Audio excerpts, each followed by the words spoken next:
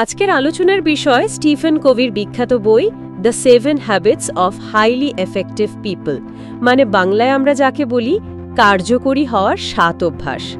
এর মূল কিছু ভাবনা নিয়ে কথা বলবো আমরা। হ্যাঁ, আমাদের কাছে এর ওপর ভিত্তি করে একটা বেশ বিস্তারিত বর্ণনামূলক উপস্থাপনাও আছে। একদম। আর আমাদের লক্ষ্যটা কি, এই 7টা অভ্যাসকে শুধু কতগুলো নিয়ম হিসেবে না দেখে, বরং এগুলোকে জীবনের সাফল্য, শান্তি আর ধরুন পরিবার, সম্পর্ক বা কাজের জায়গায় উন্নতির জন্য একটা বাস্তব নকশা বা পথপ্রদর্শক হিসেবে বোঝা, তাই না? ঠিক তাই, খুব সুন্দর বললেন। জীবনটাকে যদি একটা লম্বা যাত্রা ভাবা যায়, তাহলে একটা ভালো গন্তব্যে পৌঁছাতে যেমন ম্যাপ বা নকশা লাগে, কোভির এই অভ্যাসগুলো অনেকটা সেরকমই। তবে নকশা থাকলেই তো হলো না, মানে যাত্রা শুরুর আগে তো নিজেকে তৈরিও করতে হবে। উচ্ছ্বসিতে একটা কাঠুরের গল্প আছে না শুরুতে? হ্যাঁ, দারুণ একটা গল্প। এক কাঠুরে, সে ঘন্টার পর ঘন্টা গাছ কাটছে, কিন্তু কাজ তেমন এগোচ্ছে না। কেন? কারণ তার কুঠারটা ভোঁতা হয়ে গেছে। তো একজন তাকে বলল, আরে কুঠারটা একটু ধার দিয়ে নাও। সে কি বলল জানেন? কি? সে বলল, ধার দেওয়ার সময় কই, আমি যে গাছ কাটতে ব্যস্ত।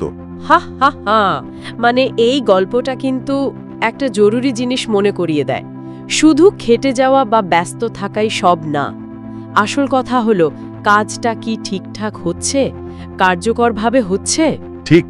আর সেজন্য নিজের আসল হাতিয়ার, মানে নিজেকে ধারালো রাখা বা উন্নত করা যে কতটা দরকারি, সেটাই গল্পটা একদম চোখে আঙুল দিয়ে দেখিয়ে দেয়। যারা সত্যিই কার্যকর, তারা আগে নিজেদের প্রস্তুত করেন। ঠিক।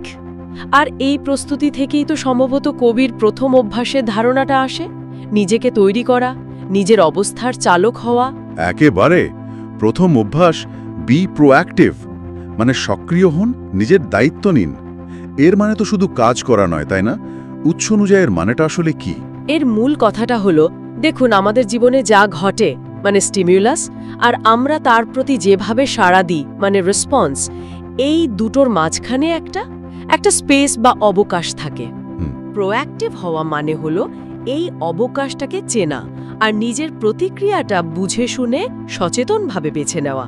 যারা রিঅ্যাক্টিভ, তারা পরিস্থিতির শিকার হয়, অন্যদের দোষ দেয়। আর প্রোঅ্যাক্টিভ মানুষ নিজের প্রতিক্রিয়ার দায়িত্বটা নেয়। তার মানে বাইরের ঘটনা হয়তো আমরা কন্ট্রোল করতে পারি না, কিন্তু আমাদের ভেতরের প্রতিক্রিয়াটা, সেটা আমাদের হাতে। একদম। উচ্ছ্বসিতে যেমন দুটো ছাত্রের উদাহরণ আছে যারা পরীক্ষায় ফেল করেছে। হ্যাঁ। একজন বলছে টিচার নম্বর দেয়নি, সে দোষটা বাইরে দিচ্ছে। আর অন্যজন বলছে আমার প্রস্তুতিতে হয়তো ঘাটতি ছিল, পরের বার চেষ্টা করব আরো ভালো করার। এই যে দ্বিতীয়জন, সে কিন্তু নিজের দায়িত্ব নিচ্ছে, নিজের প্রতিক্রিয়ার ক্ষমতাটা ব্যবহার করছে। সে পরিস্থিতির দাস না, নিজের পছন্দের চালক। এটাই প্রোঅ্যাক্টিভ হওয়ার আসল শক্তি, নিজের জীবনের স্টিয়ারিং নিজের হাতে নেওয়া। বাহ, দারুণভাবে বললেন। আচ্ছা, তাহলে জীবনের স্টিয়ারিং যদি হাতে নিলাম, এবার প্রশ্ন আসে, গাড়িটা কোথায় নিয়ে যাব? মানে লক্ষ্যটা কি? এখানেই কি দ্বিতীয় অভ্যাসটা আসছে, begin with the end in mind? ঠিক ধরেছেন, একদম। একবার যখন বুঝলাম যে আমরা আমাদের প্রতিক্রিয়ার জন্য দায়ী, প্রোঅ্যাক্টিভ, তখন প্রশ্ন আসে, আচ্ছা জীবনটাকে কোন দিকে নিয়ে যেতে চাই? এই অভ্যাসটা ঠিক এটাই বলে, জীবনের চূড়ান্ত লক্ষ্য বা সবচেয়ে জরুরি মূল্যবোধগুলোকে সামনে রেখে পথ চলা। এটা কি শুধু কাজের বা ক্যারিয়ারের লক্ষ্য? না, শুধু সেটা নয়, জীবনের পুরো ছবিটা। আমি কেমন মানুষ হতে চাই, কি রেখে যেতে চাই। উৎসদিতে ওই যে নিজের শেষকৃত্যের দিনের চিন্তা পরীক্ষাটার কথা আছে। হ্যাঁ, ওটা বেশ ভাবায়। মানে লোকে কি মনে রাখুক চাইবে, শুধু অনেক টাকা কামিয়েছে, নাকি একজন ভালো মানুষ ছিল, পরিবারকে ভালোবেসেছে, অন্যদের সাহায্য করেছে, এই সব। ঠিক। ওই চিন্তা পরীক্ষাটা আসলে একটা খুব পাওয়ারফুল টুল। উদ্দেশ্যটা মন খারাপ করা নয়, বরং নিজের ভেতরের আসল মূল্যবোধগুলো খুঁজে বের করা। আমরা তো রোজকার দৌড়ঝাঁপে প্রায়ই ভুলে যাই জীবনের শেষে গিয়ে কোন জিনিসগুলো আসলে ম্যাটার করবে। যখন ওই শেষের ছবিটা, মানে এন্ড পিকচার, স্পষ্ট থাকে, তখন প্রতিদিনের ছোট ছোট সিদ্ধান্ত নেওয়াটা অনেক সহজ হয়ে যায়। বোঝা যায় কোনটা আমার লক্ষ্যের সাথে মিলছে আর কোনটা মিলছে না। এটা আসলে নিজের একটা পার্সোনাল মিশন স্টেটমেন্ট তৈরি করার মতো। ওয়াও, মানে এটা একটা ভেতরের কম্পাস তৈরি করার মতো, যা আমাদের ঠিক দিকে নিয়ে যায়। একদম। কিন্তু সেই পথে চলতে গেলে তো অনেক কাজ, অনেক বাধা আসে। কোনটা আগে করব, কোনটা পরে।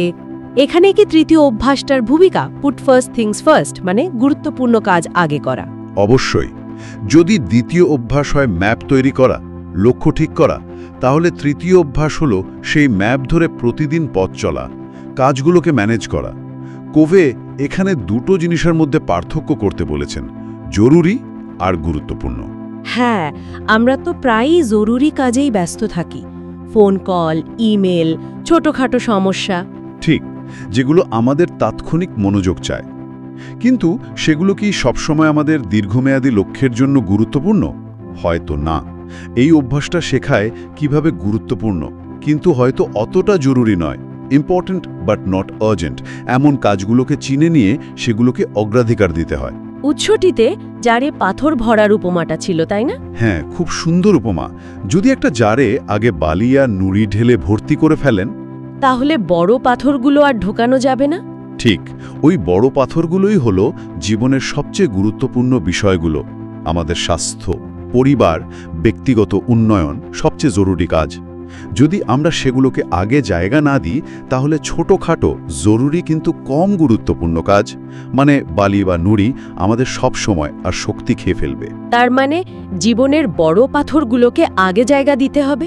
হ্যাঁ, এই অভ্যাসটা শেখায় কিভাবে সময় আর শক্তি ওই বড় পাথরগুলোর জন্য বরাদ্দ করতে হয়, যাতে জীবনের মূল লক্ষ্যগুলো পূরণ হয়। এটা আসলে দ্বিতীয় অভ্যাসে ঠিক করা লক্ষ্যেরই বাস্তব প্রয়োগ। বুঝলাম। তাহলে প্রথম তিনটে অভ্যাস, এগুলো মূলত নিজের ওপর নিয়ন্ত্রণ, ব্যক্তিগত ব্যবস্থাপনার উপর জোর দিচ্ছে। হ্যাঁ, এগুলোকে কবি বলেছেন প্রাইভেট ভিক্টরি বা ব্যক্তিগত জয়। কিন্তু জীবনে তো আমরা একা চলি না, অন্যদের সাথে চলতে হয়। এখানে কি পরের অভ্যাসগুলোর ভূমিকা শুরু? যেমন ধরুন চতুর্থ অভ্যাস, থিঙ্ক উইন উইন, মানে উভয়ের জয়ের কথা ভাবা। একদম ঠিক। প্রথম তিনটি অভ্যাস আমাদের ভেতরের ভিত তৈরি করে, ব্যক্তিগত জয় অর্জনের সাহায্য করে। কিন্তু জীবনের বেশিরভাগ সাফল্যই তো অন্যদের সাথে মিলেমিশে আসে, তাই না? তাই কবি পরের তিনটি অভ্যাসকে বলেছেন পাবলিক ভিক্টরি বা সামাজিক জয়ের ধাপ। আচ্ছা। আর তার শুরুটা হয় এই উইন উইন মানসিকতা দিয়ে। এর মূল কথা হলো, যে কোনো পারস্পরিক বোঝাপড়া বা সহযোগিতার ক্ষেত্রে এমন একটা সমাধান খোঁজা যেখানে দুপক্ষই লাভবান হয়, দুপক্ষেরই ভালো লাগে। কিন্তু আমরা তো প্রায়শই দেখি, হয় আমি জিতব, তুমি হারবে, অথবা উল্টোটা। এই উইন উইন মানসিকতাটা কেন এত দরকারি?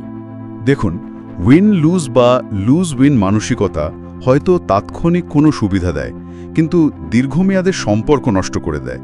বিশ্বাস থাকে না, সহযোগিতার পরিবেশ থাকে না। অন্যদিকে উইন উইন মানসিকতা তৈরি হয় পারস্পরিক সম্মান আর সুবিধার উপর ভিত্তি করে। এটা বিশ্বাস করে যে পৃথিবীতে যথেষ্ট আছে সবার জন্য, একজনের সাফল্য মানেই অন্যজনের ব্যর্থতা নয়। উৎস দিতে ওই কমলা লেবুর গল্পটা মনে আছে? হ্যাঁ হ্যাঁ, দুই ভাই বোন একটা কমলা লেবু নিয়ে ঝগড়া করছে। মা এসে সমান দুভাগ করে দিলেন। দেখতে তো বেশ ন্যায্য। আপাত দৃষ্টিতে ন্যায্য, কিন্তু মা যদি একটু জিজ্ঞেস করতেন কার কি দরকার, তাহলে হয়তো জানতে পারতেন একজনের দরকার খোসাটা কেক বানানোর জন্য, আর অন্যজনের দরকার ভেতরের রসটা খাওয়ার জন্য। ওহ আচ্ছা, তাহলে তো দুজনে পুরো জিনিসটাই পেত যেটা তাদের দরকার ছিল। ঠিক, এটাই উইন উইন। এটা শুধু ভাগাভাগি নয়, এটা হলো প্রয়োজনটা বোঝা আর তারপর সৃজনশীলভাবে এমন সমাধান বের করা যাতে উভয়েরই সর্বোচ্চ লাভ হয়। দীর্ঘস্থায়ী সম্পর্ক আর কার্যকর টিমওয়ার্কের জন্য এই মানসিকতাটা অপরিহার্য। দারুণ উদাহরণ তো। কিন্তু এই উইন উইন সমাধানে পৌঁছতে গেলে তো আগে অন্যের প্রয়োজনটা ঠিকমতো বুঝতে হবে, তাই না? এখানেই কি পঞ্চম অভ্যাসের যোগসূত্রটা, seek first to understand then to be understood? আগে বুঝুন, তারপর বোঝান। একেবারে, এটা হলো উইন উইন মানসিকতার পথে এগোনোর চাবিকাঠি। কবি বলছেন, আমরা বেশিরভাগ সময় কি করি? শোনার ভান করি, কিন্তু মনে মনে নিজের উত্তরটা সাজাতে থাকি। আমরা আসলে বুঝতে চাই না, বোঝাতে চাই। ঠিক। পঞ্চম অভ্যাস ঠিক এর উল্টোটা করতে বলে। আগে অন্যের দৃষ্টিকোণ থেকে পরিস্থিতিটা বোঝার চেষ্টা করা, মন দিয়ে, সহানুভূতি দিয়ে, যেটাকে বলে এমপ্যাথিক লিসেনিং। উৎসজিতের ডাক্তারের উপমাটা আমার খুব মনে ধরেছে। ডাক্তার যদি রোগীর কথা মন দিয়ে না শোনেন, রোগ নির্ণয় না করেই প্রেসক্রিপশন লিখে দেন, তাহলে কি কাজ হবে? বা রোগী কি ভরসা পাবে? পাবে না। না। ঠিক সেভাবেই আমরা যদি অন্যের সমস্যা বা তার বক্তব্য মন দিয়ে না শুনেই নিজের পরামর্শ বা সমাধান দিতে যাই, সেটা বেশিরভাগ সময় কার্যকর হয় না। উৎসটিতে বাবা আর ছেলের উদাহরণটা খুব প্রাসঙ্গিক। হ্যাঁ, ছেলে বলছে স্কুলে ভালো লাগছে না, আর বাবা হয়তো সঙ্গে সঙ্গে সমাধান দিচ্ছেন, আরে ভালো করে পড়ো। কিন্তু যদি তিনি একটু সহানুভূতি দিয়ে শুনতেন, প্রশ্ন করতেন, তাহলে হয়তো জানতে পারতেন আসল কারণটা হলো বন্ধুরা বিরক্ত করছে বা অন্য কিছু। তখন তো আসল সমস্যাটা ধরে এগোনো যেত। মানে আগে ডায়াগনোসিস, তারপর প্রেসক্রিপশন। সত্যি এই সহানুভূতি দিয়ে শোনার ক্ষমতা, এটা সম্পর্ক আর সমস্যার সমাধান দুটোর জন্যই তো খুব জরুরি। আচ্ছা, যখন আমরা একে অপরকে বুঝতে পারছি অভ্যাস 5 এবং উভয়ের ভালো চাইছি অভ্যাস 4, তখন একসঙ্গে কাজ করলে কি হতে পারে? এটাই কি ষষ্ঠ অভ্যাস, সিনার্জাইজ বা সমন্বয় সাধন? হ্যাঁ, সিনার্জি হলো সেই ম্যাজিকটা, যখন এক আর একে 2 না হয়ে 3 বা তারও বেশি হয়। মানে সম্মিলিত প্রচেষ্টা যখন তানি প্রচেষ্টার যোগফলের চেয়ে অনেক বেশি কিছু অর্জন করে, মানে টিমওয়ার্কের চেয়েও বেশি কিছু। অনেকটা তাই। যখন মানুষ খোলা মন নিয়ে, মানে আগের অভ্যাসগুলো 4 আর 5 মেনে চলে, একসাথে কাজ করে, তখন তাদের আলাদা আলাদা দৃষ্টিভঙ্গি, অভিজ্ঞতা, শক্তি এগুলো মিলেমিশে এমন নতুন আইডিয়া বা সমাধান তৈরি করে যা একা কারো পক্ষে ভাবা সম্ভব ছিল না। উৎসতিতে বাঁশের কঞ্চির উপমাটা ছিল। একটা ভাঙা সহজ, কিন্তু একসাথে বাঁধা 10টা কঞ্চিকে ভাঙা কঠিন। ঠিক। সিনার্জি মানে শুধু সহযোগিতা নয়, এটা হলো সৃজনশীল সহযোগিতা, ক্রিয়েটিভ কোঅপারেশন।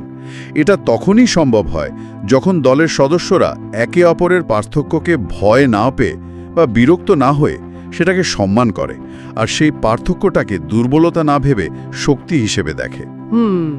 এই ভিন্নতাই নতুন আইডিয়া আর দারুণ সব ফলাফলের জন্ম দেয়। পরিবারে, অফিসে, যে কোনো টিমে সিনার্জি একটা অসাধারণ পজিটিভ এনার্জি আনতে পারে। এটা হলো পাবলিক ভিক্টরির সর্বোচ্চ প্রকাশ। বুঝলাম। তাহলে এই 6টা অভ্যাস আমাদের ব্যক্তিগত আর সামাজিক দুই ক্ষেত্রেই আরও কার্যকর হতে সাহায্য করে। কিন্তু এই সব কিছু চালিয়ে নিয়ে যাওয়ার জন্য, ধরে রাখার জন্য তো নিজেদেরও ঠিক রাখতে হবে, তাই না? এখানে কি সপ্তম অভ্যাসটা আসে, শার্পেন দ্য স, বা করাত ধার দিন, মানে আবার সেই কাঠুরের গল্পের কাছে ফেরা? একদম। সপ্তম অভ্যাসটা কিন্তু বাকি 6টা অভ্যাসকে সম্ভব করে তোলে। এটা হলো ক্রমাগত আত্মনবায়ন বা সেলফ রিনিউয়ালের অভ্যাস। ওই কাঠুরের মতো শুধু কাজ করে গেলেই হবে না, নিজের ক্ষমতা বজায় রাখার জন্য নিয়মিত করারটা ধার দিতে হবে, মানে নিজের যত্ন নিতে হবে। তা না হলে কি হবে? না হলে একসময় শক্তি ফুরিয়ে যাবে, কার্যকারিতা কমে যাবে, যেটাকে আমরা বলি বার্নআউট। উৎসতে এই ধার দেওয়া বা নিজের যত্ন নেওয়ার জন্য 4টে দিকের কথা বলা আছে, তাই না? শারীরিক, মানসিক। হ্যাঁ, কবি 4টে মূল দিকের কথা বলেছেন। মানে ব্যায়াম, ঠিকঠাক খাওয়া, পর্যাপ্ত বিশ্রাম। মানে পড়া, লেখা, নতুন কিছু শেখা, চিন্তা করা, পরিকল্পনা করা। 3, সামাজিক বা আবেগিক, মানে সম্পর্কের যত্ন নেওয়া, অন্যদের বোঝা, সেবা করা, সংযোগ তৈরি করা। আর 4, আধ্যাত্মিক। এটা ধর্ম হতে পারে বা নিজের গভীর মূল্যবোধের সাথে সংযোগ, ধ্যান, প্রার্থনা, প্রকৃতির কাছে যাওয়া, নিজের অন্তরের সাথে সংযোগ স্থাপন আর কি। বাহ, এই 4টি দিকেই নিয়মিত মনোযোগ দেওয়া দরকার বলছেন। হ্যাঁ, এটা কোনো বিলাসিতা নয়, দীর্ঘমেয়াদে কার্যকর থাকার জন্য এটা অত্যাবশ্যক, অনেকটা নিজেদের রিচার্জ করার মতো।